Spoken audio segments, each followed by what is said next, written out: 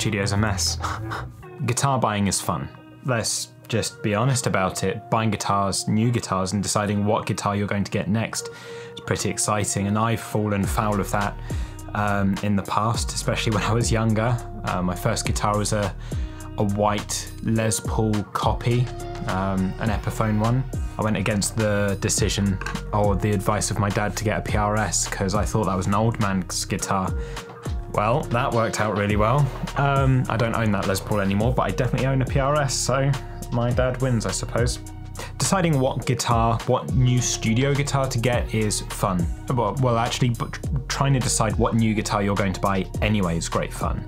The process of justifying why you need it, how it's going to benefit you, it's fine, we'll just eat noodles for the next couple of months, it will be fine. In this video, let me grab it. In this video, I'm going to be introducing you to my new studio guitar, which is made by Caesar Handmade Guitars in Austria. And I'm gonna take you through the steps that I went through deciding what this needed to be, how it needed to look, how it needed to function. And hopefully along the way, there are some bits that you can pick up that will apply to any guitar purchase, not just, you know, making a bespoke one-off guitar.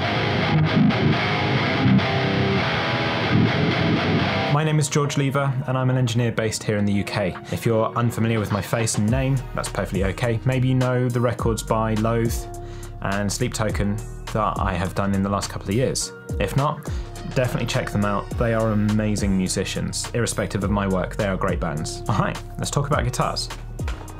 All right, so I've been wanting to make this particular video for a while now.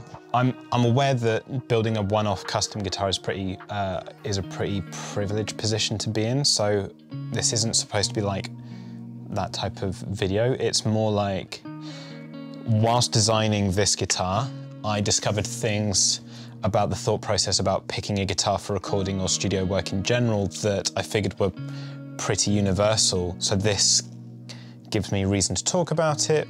I can introduce you to the guitar and show you the cool stuff that it can do, and then hopefully you can learn some stuff along the way that you can use to inform your own decision making later down the line. And for the rest of you that are just here for guitar porn, well, I guess you're covered anyway. All right, so first things first is identifying the problem. The situation that I was finding myself faced with quite a lot, especially over the last couple of years, is that guitarists and bands are tuning lower and lower and lower as we go along. I personally think it sounds really, really cool. It's sounds that I've not heard before, it's challenges that I've not come across before.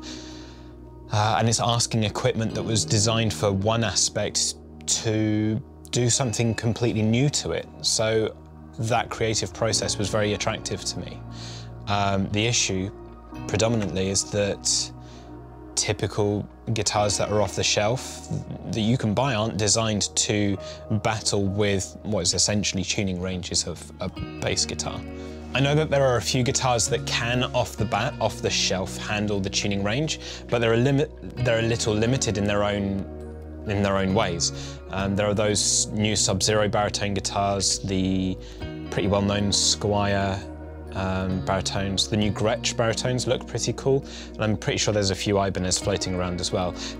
Later on, George has put their names up on the screen in editing because he is very good at that. Thank you very much, past, future George. So there's probably quite a few more guitars that exist in the world that can do this job, but they can't do it in the way that I've asked Alex to design this guitar to do, and we'll get onto that in a second.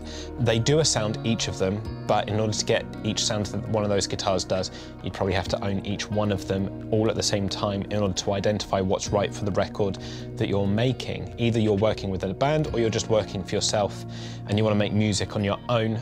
Picking a guitar that is going to be able to translate your voice and your intent is pretty important, especially when you're working with an amount of money, whatever your budget is.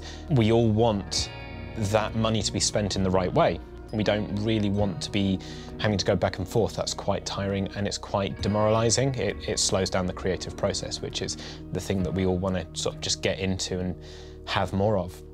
Side note, I know we can probably look at things like 7, 8 or 9 string guitars, but in this instance I'm looking at things that are predominantly around the 6 string build, pretty much because I have little girl hands. They're not comfortable for me to play, so that's the only reason I'm leaving those out for the time being. When building this guitar, or actually when picking a guitar in general for a tuning range, especially when we're going so low, the thing that I learnt that we need to consider first is scale length. Scale length is going to be the thing that directly affects the tonality of your guitar when coupled with the tuning that you're picking and the string gauge that you want to work with ideally. I know this is a bit convoluted, but essentially, the longer the scale length, the thinner the string that you can have, which is ideal at a higher tension rate. Because this would mean that the string stays brighter. The more mass you have on a string, the darker the guitar gets and the slower it gets to respond. So there's a balancing act to play there. Obviously, we can't have the scale length at 34 inches because then it will be almost unplayable. The tension will be amazing, the tuning will be amazing, but it just won't be practical to play. I figured out that anywhere around the 30 to 28 scale range is probably ideal after faffing around and playing with the guitars that Loathe brought in when we did the singles on their split EP. That was the first time that I came across those guitars in particular. That was the first time I heard that sound and I was like, oh, okay, I need more of that in my life. I think aside from scale length, the other thing to consider is pickups, which I think is probably, aside from the build of the guitar and it having a stone top, the pickups are probably the most unique part of this guitar, and if anything, the most unique part of any guitar. The pickups are by their Fluence Fishman design pickups. They're the Devin Townsend set, actually, and each pickup has 3 voices, which means that I can switch between, in any position, 3 distinct voices per position, which means that I have about 9 sounds to pick from for any part at any moment in time. What this means, or what it feels like, is that I've got 3 different types of humbuckers that go through different stages of humbucking, all the way from full humbucking down to single coil. And when we get down to it, you're going to hear, especially when I just play the DI out to you, that option to flick between stuff is just really, really unique and interesting.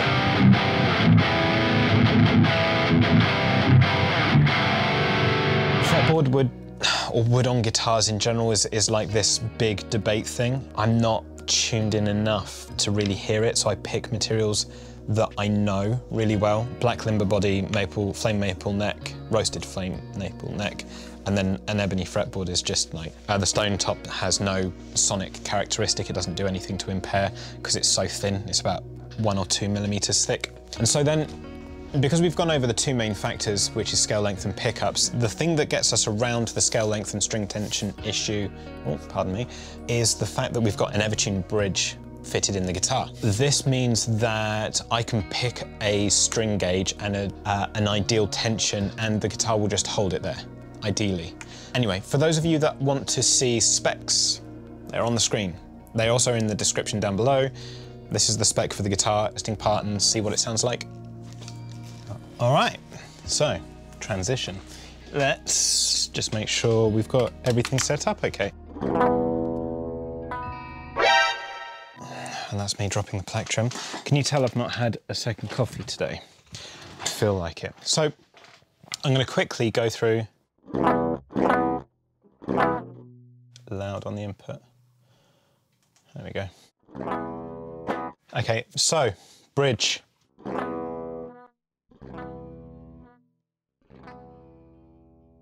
Now it's quite hard to hear those changes, so I'm just going to put a compressor in line.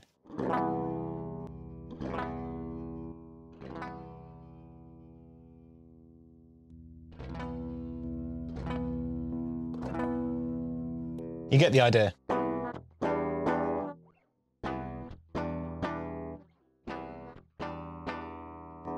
I'm just going to turn on this preset on the Gojira plugin by Neural. On the screen is the screenshot of the modified preset. Bridge position and voice 1 is.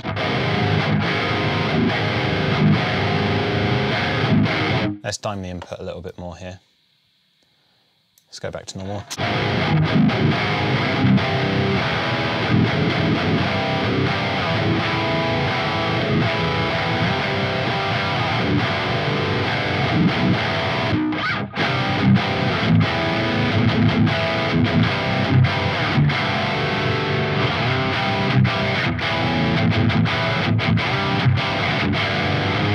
obviously the gain is changing as we cycle through the pickups. I've just pushed the preamp gain a little bit more so that we can hear the tone change a bit clearer.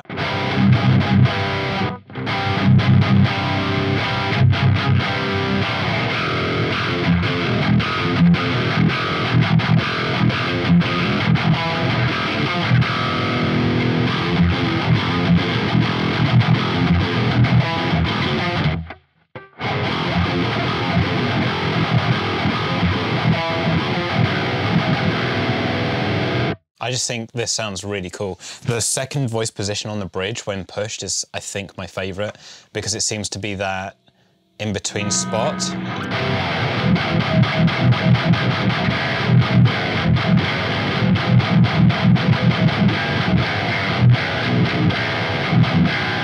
So if you want to try and find a sound similar to that, their frequency and magnet plots are provided on the Fluence pickup website, which is really cool. So if you want to try and find something similar, you can obviously go and compare that to other baritones that exist. I used this guitar on the Gojira playthrough actually, so which way do I point? You know, one of those corners, there's going to be a pop-up card if you want to see what this sounds like in a mix context.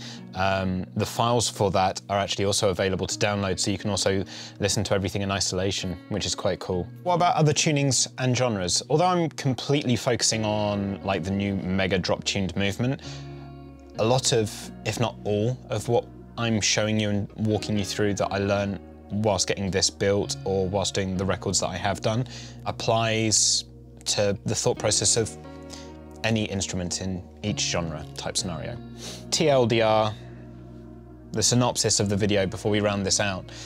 Scale length affects tension. If you're going lower, the scale length needs to increase, or you need to find a way of increasing and then compensating at the bridge stage. That will make the instrument feel far more friendly to play and way more sympathetic.